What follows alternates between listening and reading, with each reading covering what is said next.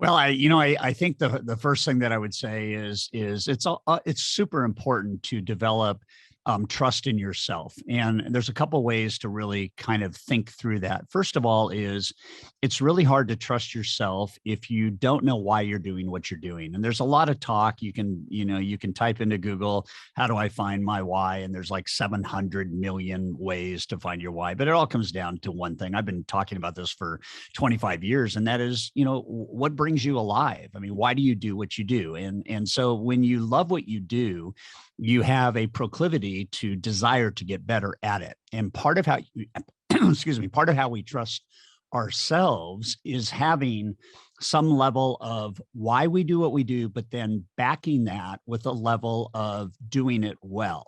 And so there's a process that people go through, and you'll go through it for your whole life. And I go through it, today being the author of this concept. And I go through it because I want to continue to get better. And I want to continue to trust what I'm doing, how I'm doing it, why I'm doing it, and with whom am I doing it. And we go through this kind of process of, first, we must gain competence. And whatever the relational methodology is, you've got to gain competence in the questions, the dialogues, the listening, the value interchange and the value exchange, and one piece of value at a time, to use the drop in a bucket consistently, is the super glue that keeps relationship going. But I got to get competent first. When I get competent, then I develop confidence.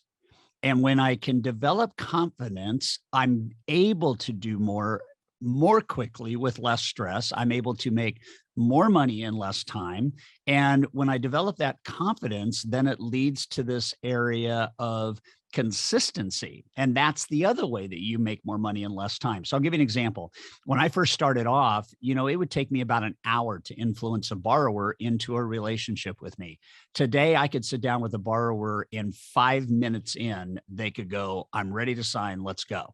And so if you develop competence around asking really game-changing questions, and the questions are centric to the consumer, not about you, and you have a deep desired interest to learn what is not only important to them, but learn what is most important to them, you can shave the amount of time it takes to create trust off by 80 or 90%.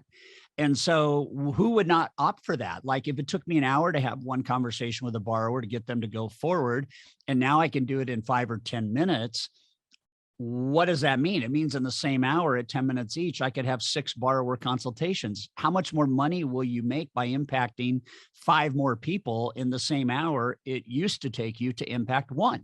And that's the methodology behind high trust. I'll give you one